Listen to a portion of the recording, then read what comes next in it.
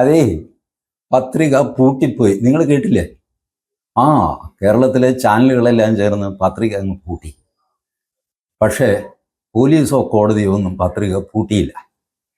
അപ്പോൾ പിന്നെ കുറച്ച് ദിവസം ഞാൻ വീഡിയോ ചെയ്യാതിരുന്നതോ, അതിടയ്ക്കിടയ്ക്ക് ഞാൻ ചെയ്യാതിരിക്കാറുണ്ട്. പിന്നെ ഇപ്പോൾ കേസ് കുന്തമൊക്കെ ആയിക്കഴിയുമ്പോൾ അതിൻ്റെ പിന്നാലെ ഒരല്പം ബിസിയായി. കാര്യങ്ങളൊക്കെ നിങ്ങൾ അറിഞ്ഞല്ലോ. അപ്പോൾ വെറുതെ മജിസ്ട്രേറ്റിനെ മെനക്കെടുത്തി എന്ന് പറഞ്ഞാൽ അവിടെ പോയി. അപ്പോൾ എനിക്ക് ഭയങ്കര പ്രഷറായിരുന്നു. മുൻകൂർ ജാമ്യം എടുക്കും. ഞാൻ പറഞ്ഞു ഞാനൊരു കൂറിനും പോകില്ല, അവരെന്നെ പിടിച്ചുകൊണ്ട് പോട്ടെ. ഇതൊക്കെ മുൻകൂർ ജാമ്യം എന്നൊക്കെ പറഞ്ഞ് ഓടേണ്ട കാര്യം എന്താന്നേ? ഇതെന്താ വലിയ കൊലപാതക കേസ് വല്ലതാണ്? ഒളിവിൽ പോകുക, മുൻകൂർ ജാമ്യത്തിന് പോകുക. ഒന്നാമത് എൻ്റെ കയ്യിൽ കാശില്ല ഈ വക്കീലന്മാർക്കൊക്കെ കൊടുക്കാനും അവിടെ ഇവിടെ ഓടാനും. അതുകൊണ്ട് ഞാൻ പോലീസ് പിടിച്ചു കഴിഞ്ഞാൽ ഫ്രീ ആയിട്ട് നമ്മൾ തിരുവനന്തപുരത്ത് കൊണ്ടുപോകും. അപ്പോൾ അങ്ങനെയൊക്കെയായി ജാമ്യമൊക്കെ കിട്ടി. ജാമ്യത്തിൽ ഒരു കണ്ടീഷൻ, ജാമ്യം തന്ന magistrate, additional chief judicial magistrate Shri Mithun Gopi GS. ഞാനിത് പറയാൻ കാര്യമുണ്ട്. ഈ മലയാളം ചാനലുകൾ ആരും തന്നെ ജഡ്ജിമാരുടെ, സെഷൻസ് ജഡ്ജിമാരുടെ, മജിസ്ട്രേറ്റുമാരുടെ ഇവരുടെ ആരുടെയും പേര് പറയാറില്ല. വാർത്തകൾ ഉണ്ടോ? പറയില്ല. കാര്യം എന്താണെന്നറിയോ?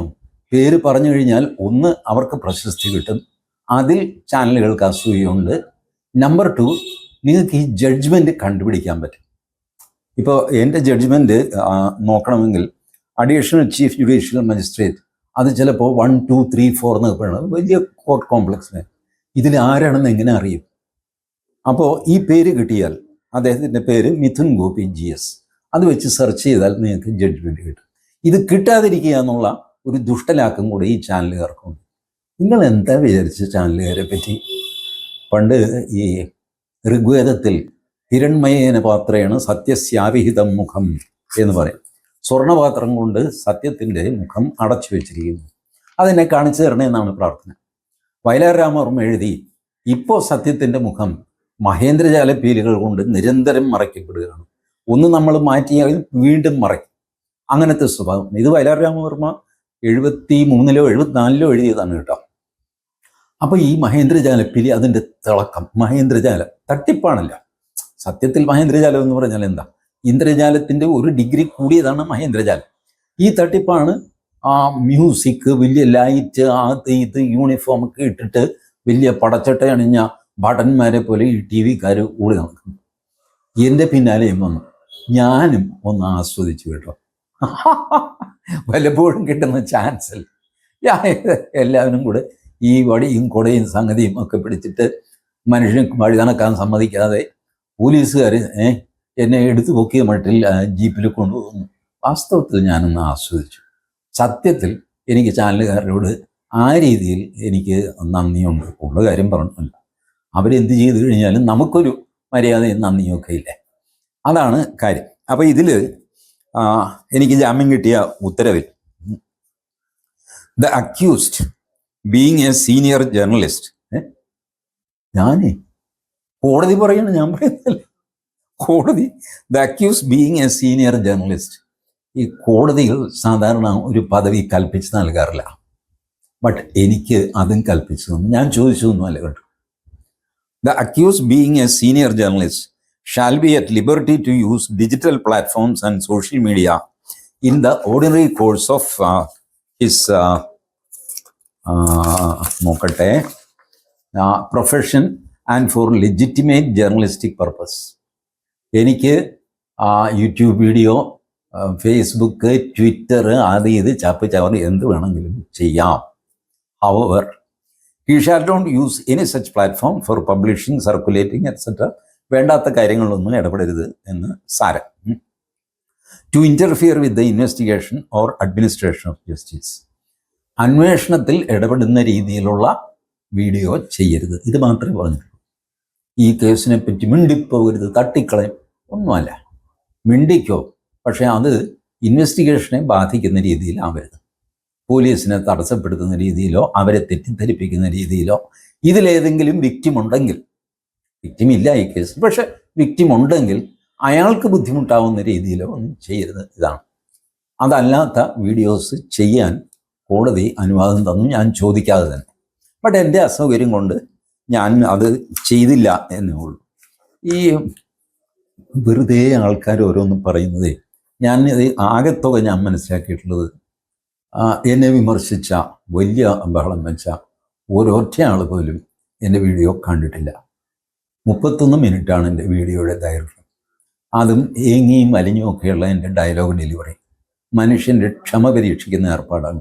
ഒരുപാട് പേര് എന്നോട് പറഞ്ഞിട്ടുണ്ട്, ചേട്ടാ ഈ വലിച്ച് നീട്ടാതെ മനുഷ്യൻ ഇത് കേൾക്കണ്ടേ. ചിലരൊക്കെ അവർ പറഞ്ഞു ഞങ്ങൾ 1.5 ഇട്ട് സ്പീഡിട്ടാണ് കേൾക്കുന്നത്. ഞാൻ എന്ത് ചെയ്യും? എൻ്റെ ഒരു പ്രകൃതി അങ്ങനെയാണ്, എൻ്റെ സംസാരം ഇങ്ങനെയാണ്. അതിനെ എനിക്ക് മാറ്റാൻ പറ്റുമോ ഈ പ്രായത്തിൽ? അപ്പം ഞാൻ വിചാരിക്കും കേൾക്കുന്നവർ കേൾക്കണ്ട. ശരി, കേൾക്കുന്നില്ല, എന്ത് ചെയ്യും? പകുതിക്ക് വെച്ച് ഞാൻ ഇട്ടിട്ട് പൊക്കോ മോനെ. എനിക്ക് എൻ്റെ ഈ ശൈലി മാറ്റാൻ പറ്റില്ല, ഇതിൽ കൂടുതൽ സ്പീഡിൽ സംസാരിക്കാൻ പറ്റില്ല. അപ്പോൾ അതെൻ്റെ ഒരു നിസ്സഹായ അവസ്ഥയാണ്. ഇതൊക്കെ കൊണ്ടായിരിക്കാം ആരും ഈ 31 മിനിറ്റ് കേട്ടില്ല.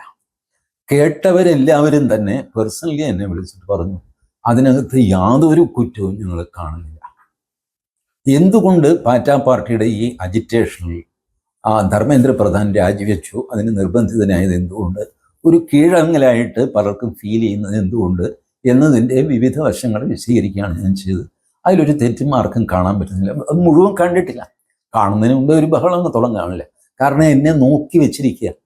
നമ്മുടെ നാടൻ ഭാഷയിൽ പറഞ്ഞാൽ ചുണ്ണാമ്പിട്ട് വെച്ചതാണ് മോഹൻദാസിന്. ഒരു ദിവസം കിട്ടൂടാ നിൻ്റെ കയ്യിൽ. അതെങ്ങനെ ഞാനിങ്ങനെ നോക്കിയിടാൻ ആർക്കാ ഇത്ര വലിയ താല്പര്യം എന്നെ അങ്ങ് തളച്ചു കളയാൻ? അപ്പോൾ ചാനലുകാർക്ക് പലർക്കും താല്പര്യമുണ്ട്. ആ താല്പര്യമൊക്കെ പലതും പുറത്തു വരാത്ത കുറേ സംഭവങ്ങളുമുണ്ട്. കഥകളല്ല, സംഭവങ്ങൾ. ഞാനത് വെളിപ്പെടുത്തി കഴിഞ്ഞാൽ പലർക്കും പല രീതിയിൽ ബുദ്ധിമുട്ടുണ്ടാകും. അവർ ചാനലിൽ ജോലിയുണ്ടവർക്ക്, അതിൻ്റെ ശമ്പളം കൊണ്ടാണ് അവർ ജീവിക്കുന്നത്. അവർക്കൊരു കുടുംബമുണ്ട്. ഞാൻ അതിൽ ആ കഞ്ഞിയിൽ പാറ്റ ഇടുന്ന, ഏത് പാറ്റ പാർട്ടിയല്ല, സാധാരണ പാറ്റ, അത് കഞ്ഞിയിൽ പാറ്റ ഇടുന്നത് മര്യാദയല്ല. അതുകൊണ്ട് ഞാൻ അത് വെളിപ്പെടുത്തുന്നില്ല. എനിക്കത് ചെയ്യണമെന്ന് തോന്നിക്കഴിഞ്ഞാൽ ഞാൻ ചെയ്യുകയും ചെയ്യും കേട്ടോ. കഥകളൊന്നുമല്ല, പരദൂഷണമല്ല, നടന്ന കാര്യങ്ങൾ, നിഷേധിക്കാൻ പറ്റാത്ത കാര്യങ്ങൾ, ഇവരെയൊക്കെ പറ്റിയുള്ളത്. വെറുതെ എന്തിനാണ് ഇതിനൊക്കെ പോകുന്നത്? അതുകൊണ്ട് ഞാൻ തൽക്കാലം ഞാനത് പറയുന്നില്ല എന്നാണ് ഇപ്പോഴത്തെ തീരുമാനം. ചിലപ്പോൾ പറഞ്ഞു എന്നും വരും. ഇങ്ങനെയൊക്കെയാണ് കാര്യങ്ങളുടെ കിടപ്പ്. ഈ ഭർതൃഹരിയുടെ പഴയൊരു ശ്ലോകമുണ്ട്, ഞാൻ ഓർത്തു നോക്കട്ടെ. നിന്ദന്തു നീതി നിപുണ ഇത് വാസ്തുവന്തു ലക്ഷ്മി സമാഗതു ഗച്ഛതു വാ യഥേഷ്ടം അദ്യൈവ മരണമസ്തു യുഗാന്തരേവാ ന്യായാത് പഥ പ്രവിചലന്തി പദം നധീര എന്നാണ് ആ ശ്ലോകം. അതായത് നീതി നിപുണന്മാർ, വലിയ നിയമജ്ഞന്മാർ നിങ്ങളെ വിമർശിച്ചു എന്ന് വരും, ചിലപ്പോൾ സ്തുതിച്ചു എന്നും വരും. ലക്ഷ്മി, ധനം, അത് വരും, ഇഷ്ടം പോലെ വരും, പോകും. പിന്നെ ആയുസ്, ഇപ്പം ഈ ഇരിക്കുന്ന ഇരിപ്പിൽ ഞാൻ ചത്തുപോയി എന്ന് വരും, അല്ലേ? ചിലപ്പോൾ യുഗാന്ത്യം വരെ ഞാൻ ജീവിച്ചു എന്ന് വരും, ആർക്കറിയാം? പക്ഷേ ഇങ്ങനെയൊക്കെ ഇരിക്കുമ്പോഴും ന്യായത്തിൻ്റെ മാർഗത്തിൽ നിന്ന് നമ്മൾ വ്യതിചലിക്കാൻ പാടില്ല. അതാണ് ധീരൻ്റെ ലക്ഷണം. ഞാനൊരു ധീരനാണെന്ന് അവകാശപ്പെടുകയാണ് ഒന്നുമല്ല, ധീരനാവാൻ ശ്രമിക്കുന്ന ഒരു മനുഷ്യനാണ്. ഞാനും ആവുന്നത്ര ന്യായമാർഗത്തിൽ നിന്ന് വ്യതിചലിച്ചിട്ടില്ല എൻ്റെ ജീവിതത്തിൽ. എന്നാൽ പലപ്പോഴും നമുക്ക് ബന്ധങ്ങൾ, സ്വന്തങ്ങൾ പല രീതിയിൽ ഒക്കെ വരുമ്പോൾ നമ്മൾ ധർമ്മസങ്കടത്തിലാകും. വിശന്ന് മരിക്കാറായ കടുവ പേടിച്ച് വിറയ്ക്കുന്ന മുയലിനെ ഓടിക്കുന്നു. ആ മുയൽ ഓടി നമ്മുടെ വീട്ടിൽ കയറുന്നു. ഞാനിവിടെ ഇരിക്കുന്ന വിവരം പറയല്ലേ, കടുവ വന്ന് ചോദിക്കുന്നു, ഞാൻ വിശന്നതേ തളർന്ന് വീഴാൻ പോവാണ്, ആ മുയൽ ഇതിലെ വന്നോ എന്നുള്ള ചോദ്യത്തിന് നിങ്ങൾ എന്ത് മറുപടി പറയും? വന്നു എന്ന് പറഞ്ഞാൽ മുയലിനെ കടുവ പിടിക്കും, വന്നില്ല എന്ന് പറഞ്ഞാൽ കടുവ നിങ്ങളുടെ മുറ്റത്ത് കിടന്ന് മരിക്കും. കടുവയും ഒരു ജീവിയാണ്. ഇതിനെയാണ് ധർമ്മസങ്കടം എന്ന് പറയുന്നത്. അപ്പോൾ ആ സമയത്ത് യുക്തമെന്ന്, അപ്പോൾ ശരിയെന്ന് തോന്നുന്ന കാര്യങ്ങളൊക്കെ ഞാനും ചെയ്തിട്ടുണ്ട്, ബട്ട് നോട്ട് സീരിയസ് തിങ്സ്. അതുകൊണ്ട് I have A claim that ഞാൻ ന്യായമാർഗത്തിൽ ചലിക്കുന്ന, അല്ലെങ്കിൽ ചലിക്കാൻ ശ്രമിക്കുന്ന ഒരു മനുഷ്യനാണ്. ഇതുവരെ എൻ്റെ ജീവിതത്തിൽ ബൈ ആൻഡ് ലാർജ് അത് പാലിക്കാനും എനിക്ക് സാധിച്ചിട്ടുണ്ട്. ഇനിയും അത് തുടരുകയും ചെയ്യും എന്നുള്ള വിനീതമായ ഉറപ്പേ എനിക്ക് നിങ്ങൾക്ക് തരാനുള്ളൂ. ഈ പോരാട്ടം ഞാൻ തുടരും. ഏത് പോരാട്ടം? ഞാൻ ആരുമായിട്ട് പോരാട്ടമൊന്നും നടത്തുന്നില്ല, ഇല്ലേ? നടക്കുന്ന സംഭവങ്ങൾ, ലോകത്തും ഭാരതത്തിലും കേരളത്തിലും ഒക്കെ നടക്കുന്ന സംഭവങ്ങളെപ്പറ്റി എൻ്റെ ഒരു കാഴ്ചപ്പാട് നിങ്ങളുടെ മുമ്പിൽ അവതരിപ്പിക്കുന്നു. ഇത്രയും ഞാൻ ചെയ്യുന്നു. പോരാട്ടം തുടരും, വിജയം കണ്ടേ മടങ്ങുള്ളൂ. ഞാനൊരു പോരാട്ടത്തിന് വിജയം കാണുന്നില്ലപ്പ. നിങ്ങൾക്കറിയാം, നിങ്ങൾ എൻ്റെ വീഡിയോ കാണുന്നതല്ലേ. ഞാനതിലിപ്പോൾ പോരാട്ടവും നടത്തുന്നു, ഞാനെന്തോ വലിയ കാര്യം സാധിച്ചു കളയും, ഇന്ത്യയും ലോകം മൊത്തം നന്നാക്കി കളയും, അങ്ങനത്തെ ധാരണയൊന്നും എനിക്കില്ല. ആകെ ഇതേ ഉള്ളൂ, എന്തൊക്കെ സംഭവിച്ചാലും ഒരു ന്യായമൊക്കെ നോക്കി പെരുമാറുക, സംസാരിക്കുക, അത് മാത്രമേ എനിക്ക് ചെയ്യാനുള്ളൂ. കൂടുതൽ എന്ത് പറയാൻ. Thank you.